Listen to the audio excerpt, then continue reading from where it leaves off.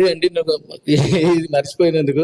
So జే media గారికి, అలాగే Sridhar PRO గారికి, మన సినీ డిజిటల్ వంశీ గారికి చాలా థ్యాంక్ యూ అండి. చాలా వాళ్ళ పోస్ట్ రీచ్ అవుతున్నాం, అరే ఆడియన్స్ లోకి వెళ్తున్నాం. అరే మేము ఇప్పుడు మేము నల్గొండ, మిర్యాలగూడ, సిరిసిల్ల, సిద్దిపేట, వరంగల్ అన్ని చోట్లకి వెళ్తుంటారు. మేము ఆల్రెడీ పద్మశ్రీ టీజర్ చూసాము, మేము ట్రైలర్ చూసామని చెప్తున్నారు.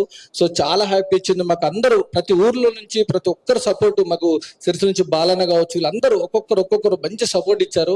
అండ్ ప్రతి ఇంకా ఊరికి రాగలగమండి రేపు, అంటే వీలైతే మేము విజయవాడ వెళ్ళగలుగుతాము, అండ్ ఇంకో ఊరికి రాగలుగుతాం. మాకున్న తక్కువ టైంలో ఎంతవరకు వెళ్ళగలుగుతాం అంతవరకు వెళ్ళగలుగుతాం. మీరు కూడా అందరూ ఎంకరేజ్ చేసి సపోర్ట్ చేస్తారని ఆశిస్తున్నాను. థ్యాంక్ యూ అండి, థ్యాంక్ యూ సో మచ్.